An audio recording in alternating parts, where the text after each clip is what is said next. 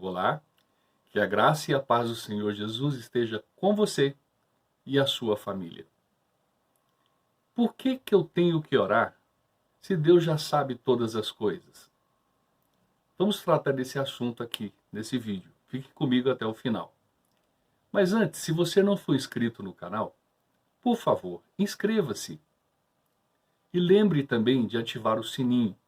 Tenho colocado aqui muitos vídeos importantes para o crescimento, para o nosso crescimento no conhecimento da palavra de Deus.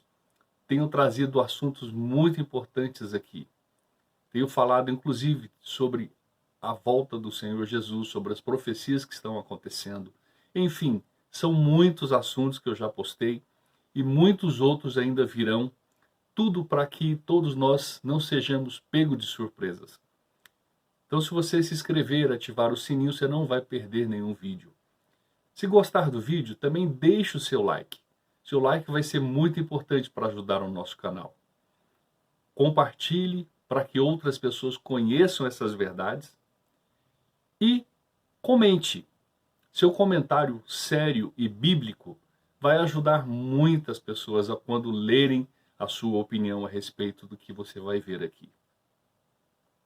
Mas vamos lá. Por que eu tenho que orar se Deus sabe do que vai acontecer? Ele já tem a resposta. Muitas pessoas fazem essa pergunta. E a resposta mais lógica para essas pessoas é a seguinte: se Jesus mandou que nós orássemos sem esmorecer, e Ele nunca nos pediu nada que Ele mesmo não tenha feito, por que eu tenho que parar de orar? Jesus orava o tempo todo. Existem muitos relatos na Bíblia onde Jesus ora. E eu, que não sou o unigênito Filho de Deus, não devo orar? Vamos ver alguns relatos das orações de Jesus nos evangelhos. No livro de Mateus, ele registra 9 momentos que Jesus orou. No livro de Marcos, ele registra 8 momentos que Jesus orou. No livro de Lucas, ele mostra 13 momentos que Jesus orou. E no livro de João, João mostra 5 momentos que Jesus orou. A partir dessas 35 referências, existem 23 diferentes ocasiões no ministério de 3 anos de Jesus, quando o Espírito Santo puxa a cortina sobre a sua vida de oração. Eu quero destacar aqui agora com você 4 momentos desses, 4 momentos muito importantes nas orações de Jesus. Não que os outros não sejam, pelo contrário. Mas como eu tenho que destacar alguns, eu escolhi esses 4 para nós conversarmos a respeito. No seu batismo, Lucas 3, de 21 e 22, diz: E aconteceu que, ao ser todo o povo batizado, também foi Jesus. E estando ele a orar, o céu se abriu, e o Espírito Santo desceu sobre ele em forma corpórea como pomba, e ouviu-se uma voz do céu: Tu és o meu filho amado, em ti me comprazo. Um lindo momento onde ele chega diante do profeta João Batista e pede para ser batizado. Jesus ora no momento que ele está sendo batizado. E o Espírito Santo vem sobre ele. Deus vai dar testemunho a respeito dele. Quando você ora, o Espírito Santo vem até você. E Deus dá testemunho a seu respeito. Por quê? Porque eu também, você também, nós somos filhos, filhas do mesmo Deus. Jesus nos possibilitou isso. Então, quando você ora, o Espírito Santo está contigo. E Deus se agrada demais desse momento. Antes de escolher os 12, Lucas 6, de 12 a 16. Naqueles dias retirou-se para o monte a fim de orar, e passou a noite toda orando a Deus. E quando amanheceu, chamou a si os seus discípulos e escolheu os 12 dentre eles, aos quais deu também o nome de apóstolos. Simão, a quem acrescentou o nome de Pedro, e André, seu irmão, Tiago e João, Filipe e Bartolomeu, Mateus e Tomé, Tiago, filho de Alfeu, e Simão, chamado Zelote, Judas, filho de Tiago, e Judas Iscariotes, que se tornou traidor. Veja que Jesus orou a noite toda. Às vezes você faz uma oração de 30 segundos e quer que Deus te ouça. E não é assim que funciona.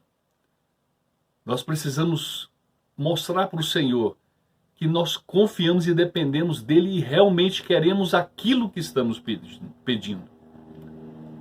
Veja que esse momento que Jesus ora, ele tinha uma decisão muito importante a ser tomada. Ele ia chamar os 12 discípulos. Então ele não podia errar. E ele contava com a orientação de Deus para que isso acontecesse, que ele escolhesse as pessoas certas. Muito bem, teve um que parece não ter sido a escolha certa, mas foi, sabe por quê? Porque precisava ter um traidor. E Judas Iscariotes foi quem traiu Jesus. Então tudo que você for fazer, antes de fazer, ore. Se você orar, ainda pode vir problemas. Imagina se você não orar. De 12, um foi um problema. Mas um problema que já foi prescrito há tempos atrás. Ele seria traído. Então precisava ser assim. Mas ele orou a noite inteira. Então não espere que você faça uma oração de 30 segundos e Deus vai dar aquilo que você está pedindo. Tem coisas muito sérias que acontecem na nossa vida que se você não der importância em orar, as suas orações vão ficar impedidas. Lembra que Daniel orou e o anjo demorou mais de 20 dias para chegar com a resposta de oração para Daniel, porque teve que lutar, travar brigas com o inferno antes de chegar até ele? Pois é, nós passaremos pelas mesmas situações. Por isso que Jesus pede, ore sem esmurecer. Não desanime, continue orando. Enquanto você não receber, continue orando. Principalmente em decisões difíceis que você precisa tomar. Aí, mais ainda, mais do que nunca, você precisa da orientação de Deus para errar menos. A oração do Pai Nosso, em Lucas 11, versículos de 1 a 4. De uma feita estava Jesus orando em certo lugar. Quando terminou, um dos seus discípulos pediu, Senhor, ensina-nos a orar como também João ensinou os seus discípulos. Então ele os ensinou, quando orares, dizei, Pai, santificado seja o teu nome, venha o teu reino, o pão nosso cotidiano dá-nos dia a dia, perdoa-nos os nossos pecados, pois também nós perdoamos a todos os que nos devem, e não nos deixes cair em tentação. Jesus ensina a orar porque ele sabe da importância que é a oração. Aqui no Pai Nosso existe uma regra que Jesus nos ensina. Não vamos poder falar nesse vídeo porque senão vai ficar muito longe, muito grande esse vídeo. Mas existe uma regra. Como você começa, qual é o meio da oração, qual é o fim da oração. Depois eu gravo um outro vídeo explicando melhor sobre a oração do Pai Nosso. Mas a oração é tão importante que os discípulos perceberam isso e pediu, me ajude, me ensine, nos ensine a orar. E Jesus, mais que depressa, ensinou a orar. Você tem ensinado sua família a orar? Você tem sido exemplo para a sua família de oração? Você pede os seus filhos para orar na hora da refeição, na hora de dormir, na hora que for sair? Tem esse costume? Se não tem, passe a ter. Porque senão você vai cobrar de Deus aquilo que Ele não te deve. E vai achar que Deus é o seu funcionário. E quando você ora, você está dando uma ordem para Deus cumprir. E não é bem assim.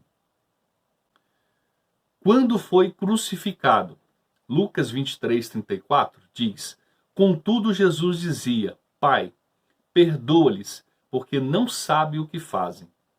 Então, repartindo as vestes dele, lançaram sortes. Imagina o momento mais difícil da vida de Jesus, que é estar crucificado na cruz,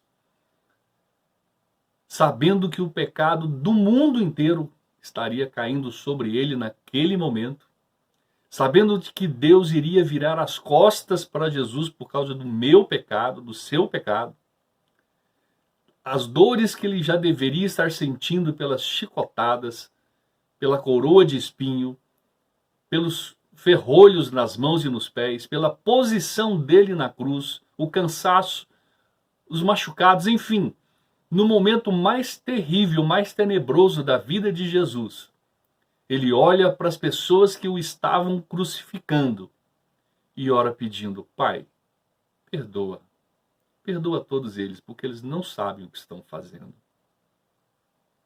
Será que essa tem sido a sua decisão também, de orar por aqueles que estão te ofendendo? Orar por aqueles que estão falando mal de você e dizendo: Pai, perdoa eles, porque eles não sabem o que estão fazendo. Na verdade, quando uma pessoa fala mal de um homem de Deus, de uma mulher de Deus, as consequências que virão para essas pessoas são muito grandes. Elas vão pagar caro por fazer isso. Mas o meu coração precisa estar preocupado com esse pagamento que essas pessoas vão ter. Porque a minha preocupação é vê-los salvos, salvas. E para isso, eles precisam reconhecer Deus na vida deles, eles precisam ver a ação de Deus na vida deles. Eles precisam de perdão.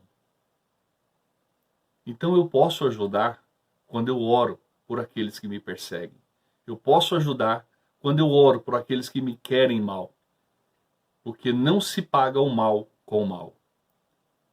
O mal se paga com o bem. E isso está na palavra de Deus. Existem muitas outras pessoas na Bíblia que oraram e Deus ouviu as suas orações. Mas tem duas que para mim são as especiais. Não que as outras não sejam especiais, mas pela história deles, duas pessoas para mim foram marcantes demais. A primeira delas, lógico que é Jesus. Ele é o melhor modelo, o melhor exemplo a ser seguido. Paulo, nas suas escrituras, ele diz: sede meus imitadores, como eu sou de Cristo. E Cristo, ele fala: sede santo porque eu sou santo. E a santidade de Cristo estava também na sua oração, na forma que ele se entregava ao Senhor. Então eu preciso imitar Paulo, que imitava Jesus. Paulo também era um homem de oração. Mas Jesus, então, em todo o seu ministério, foram registrados apenas 35 momentos que ele orou, mas não foram só esses. Mas se fossem só os 35, já valiam a pena, porque ele passava madrugadas inteiras orando ao Senhor. E não 30 segundos, 1 minuto. Passava a madrugada inteira. E por que você ora só 30 segundos, 1 minuto, 2 minutos? Porque você não tem assunto. Quando você não conhece bem uma pessoa, você não consegue conversar muito com ela, você não tem assuntos. Assim é o seu relacionamento com Deus.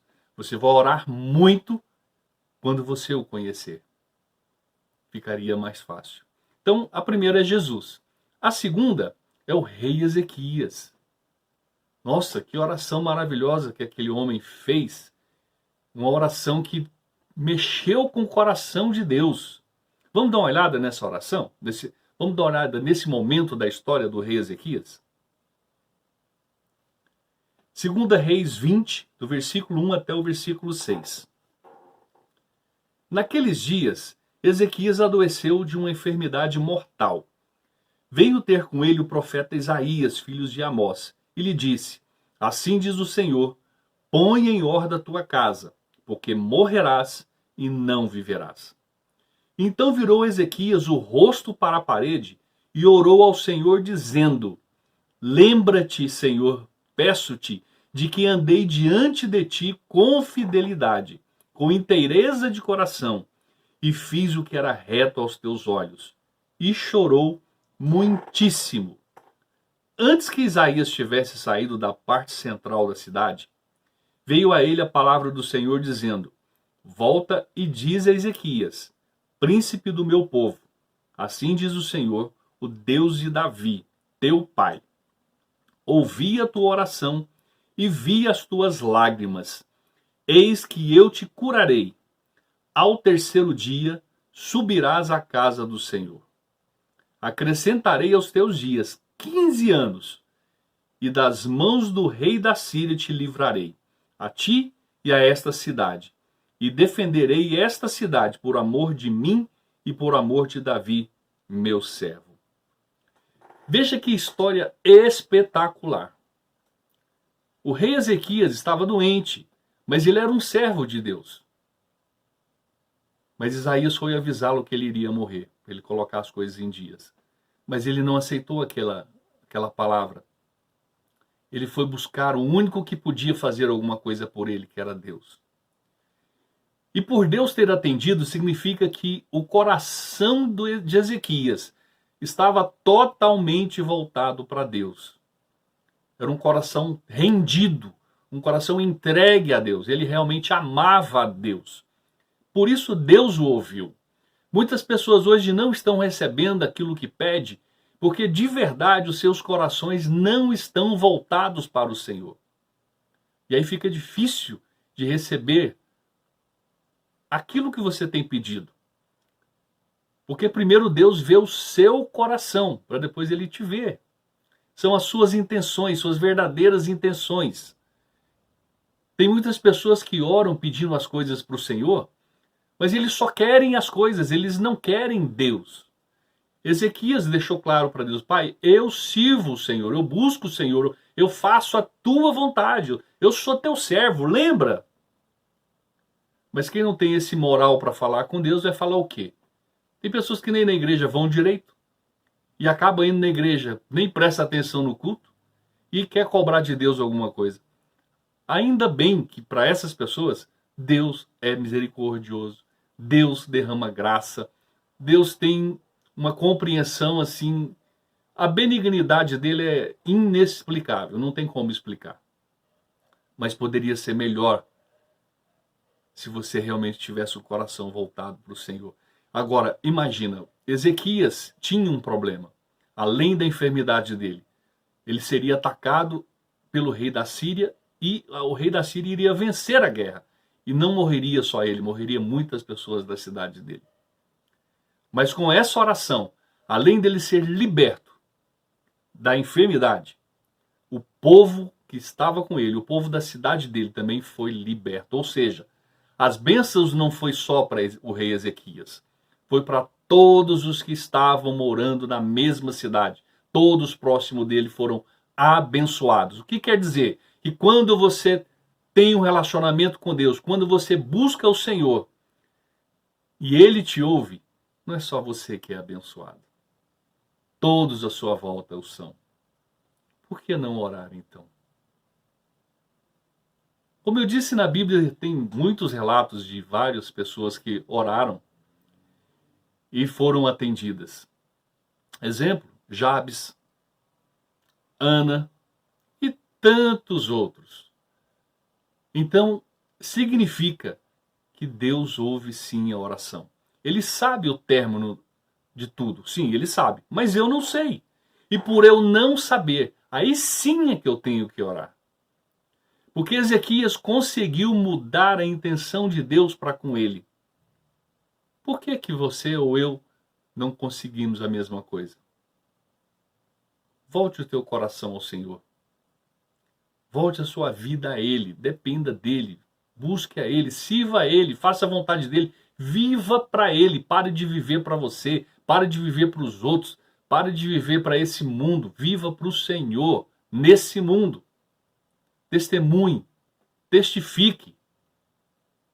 Santifique. Porque o que Deus mais quer é se manifestar através da sua vida, para que muitas outras pessoas vejam em você o Deus que você serve e queira conhecer esse mesmo Deus e talvez vir a servi-lo, como você também serve. Eu te convido então a viver uma vida de oração. O apóstolo Paulo escreve em Efésios 6, no versículo 18, que nós precisamos orar o tempo todo. Aprenda a orar o tempo todo e você vai viver o sobrenatural de Deus. Muito obrigado por me assistir até aqui e que Deus te abençoe.